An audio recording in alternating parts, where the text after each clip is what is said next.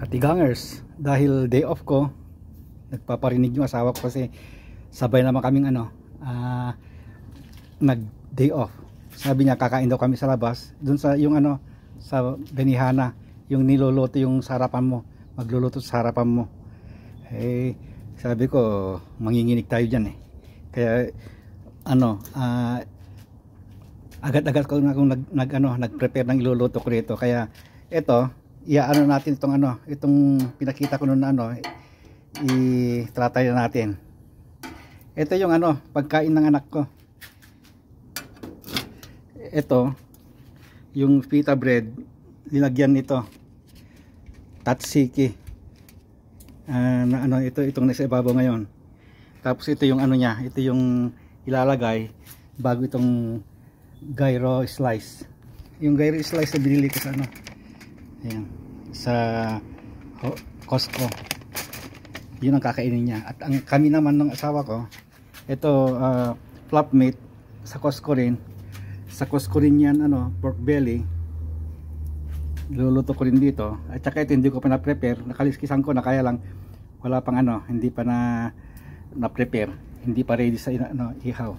Kasi itong beef, parang yung kilawing kambing ang gagawin ko, yung iihawin mo tapos i-slice mo tapos lalagyan mo ng kalamansi. Andyan yung kalamansi, ayan. Hitit ang bunga. Ayan. Nasa tabi ka lang kami ng kalamansi, ayan. Hindi pa masyado makita kasi hindi pa naghinugan eh. Pero marami yan. Ayan. Maraming bunga. Ayan, lahat kumpul-kumpul ang bunga. Ayan. Ito, para hindi tayo manginig, magluto tayo. Ang daming ang daming iluluto diyan sa freezer, bili ng bili, hindi naman nagluluto. Kakain lang sa labas. Kaya ngayon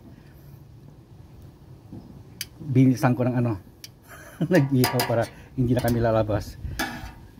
Kasi gustong lumabas eh. Ito naman fully cooked na ito eh. Nakalagay fully cooked na eh. Ayan, asan ba yung fully cooked na nakalagay dito? Fully cooked na ito eh. Ayun sa itaas yung nakalagay na fully cooked. Ayan, fully cooked na ito.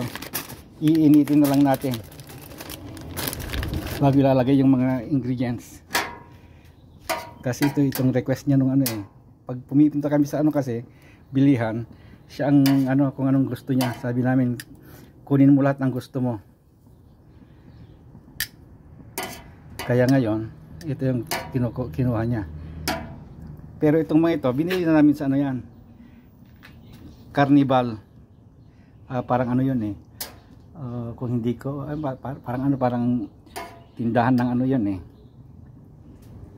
Yung parang Seafood City din. Mayroon na lahat doon. Kaya lang mas mura doon. Kasi ang Seafood City, medyo class ang Seafood City.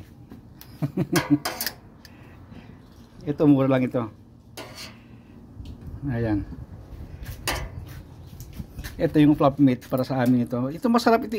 Yung sinasabi ko na na flop meat na na New York steak din.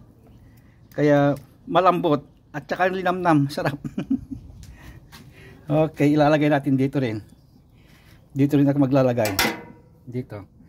At saka yung pangtakip, andito yung pangtakip. Akin na yung pangtakip na ko. Give me the cover.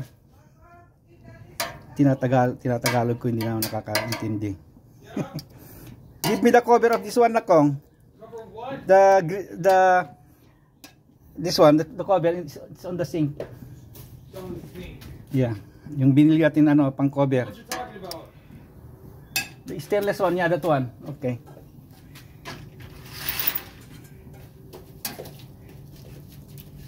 Kasi bumili kami ng pangtakip ito. Ito yung pangtakip, ayan. Tamang-tama ito. Pag inihaw din to, eksakto yung yung tilapia. Tilapia malaki ito. Ayan, tingnan, hindi na malaki. Pwede rin takpan ito, ganyan, kaya lang hindi na kailangan.